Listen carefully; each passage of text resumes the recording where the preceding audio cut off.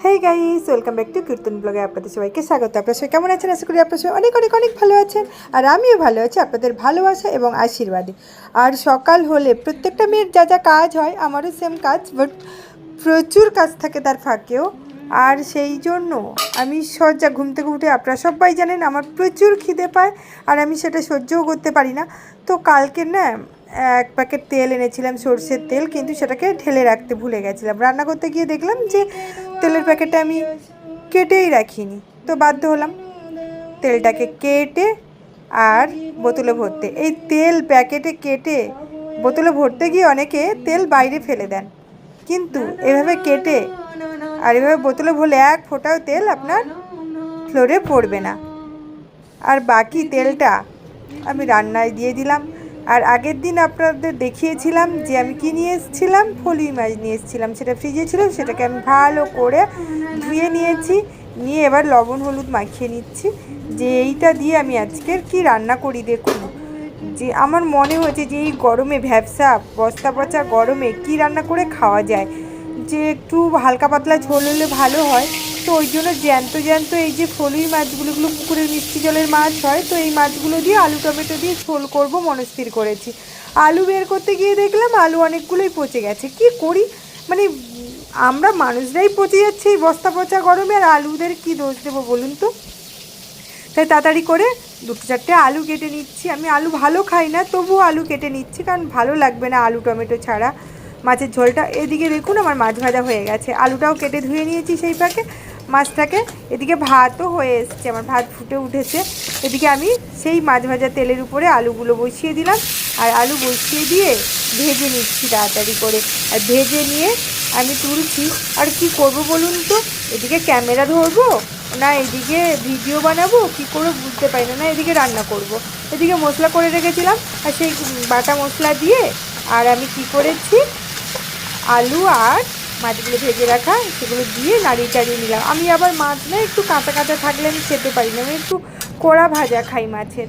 আর কষিয়ে নিয়ে আমি জল ঢেলে দিয়েছি। এদিকে আবার আমার জলওয়ালা জল দিয়ে গেছে, কিন্তু আমি এই যে ড্রামে ঢালতে গিয়ে বিভৎস কষ্ট হয় আমার, কিন্তু কিচ্ছু করার নেই, মানুষ পরিস্থিতির দাস, তো আমিও তেমন। তো আমাকে তো এটা ঢালতে হবে, এবং তারপর নইলে আমি জল খেতে পাচ্ছি না, জলই নেই। তো অগত্যা আমি ঢেলে নিলাম জলটা।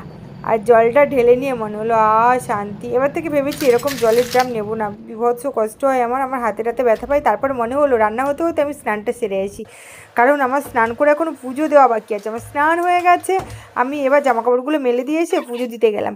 আর পুজো দিতে বসে মনে হলো আরে আমি তো সবসময় ভালো মন্দ খাই, কোথায় আম খাচ্ছি, কোথায় মিষ্টি নিয়ে এসে খাচ্ছি। একটু যাদের জন্য আমাদের এই জীবন, তাদের প্রতিও আমাদের একটু কৃতজ্ঞ থাকা উচিত। তো আমি তাড়াতাড়ি করে একটু মিষ্টি নিয়ে এলাম, আর ভালো করে আমার ভোলে বাবাকে স্নান টান করিয়ে নিচ্ছি। আর স্নান টান করিয়ে নিয়ে ভালো করে পুজো দেওয়ার চেষ্টা করছি। এদিকে আমার অনেক দিন ধরেই সিংহাসনটা পরিষ্কার করা হয় না, তো সিংহাসনটা ভালো করে পরিষ্কার করে, ফুল ফোটেনি আজকের গাছে তেমন, আর আমি বাজারেও যাইনি যে ফুল নিয়ে আসবো। তাড়াতাড়ি করে ফুল ছাড়া, মানে শুধু বেলপাতা, দুটো সাদা ফুল ফুটেছিল আমার কাছে, সেই দুটো সাদা ফুল দিয়ে আমি পুজোটা দিয়ে দিয়েছি, আর একটা তুলসী পাতা দিয়ে। তো তাড়াতাড়ি করে আমি পুজো দেওয়া আমার প্রায় কমপ্লিট। তো আমি ঠাকুরের কাছে একটু আশীর্বাদ চেয়ে নিলাম যে ঠাকুর আমার একটু মঙ্গল করো, না হলে আমার এই কী দিন দেখাচ্ছ, দিনের পর দিন আমি কি করব, আমাকে সঠিক পথ দেখিয়ে নিয়ে চলো ভগবান। তারপর আমি সোজা রান্নাঘরের দিকে গেলাম, আর দেখুন আমার রান্নাঘরে ট্যান, তরকারি রেডি। আমার প্রচুর খিদে পেয়েছি, সবার খাওয়া হয়ে গেছে। ফাইনালি গরম গরম এই গরমে ফলুই মাঠের আলু টমেটো দিয়ে ঝোল নিয়ে বসে পড়েছি। খুব খিদে পেয়ে, খুব মানে খুব খিদে পেয়েছে, আমি যেটা সহ্য করতে পারছি না। গরম গরম ভাত আর ফলুই মাছের ঝোল নিয়ে বসে পড়েছি, দেখি কেমন হয়েছে বুঝতে পারছি না, প্রচুর গরম, বিচ্ছিরি গরম। একটু ফলুই মাছ খেয়ে দেখবো। ও মা গো মা,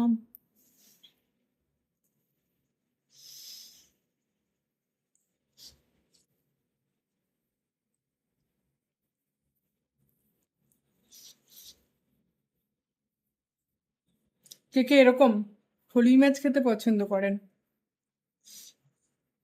জানাবেন। পুকুরের জ্যান্ত মাছ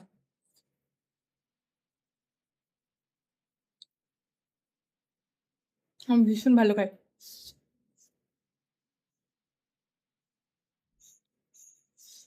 ওয়াও,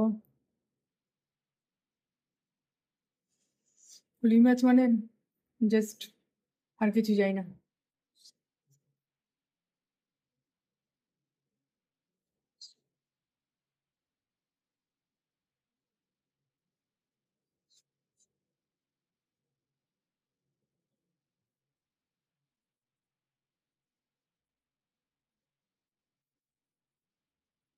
হুম, তো চলি, তারপর দেখা হচ্ছে। টাটা।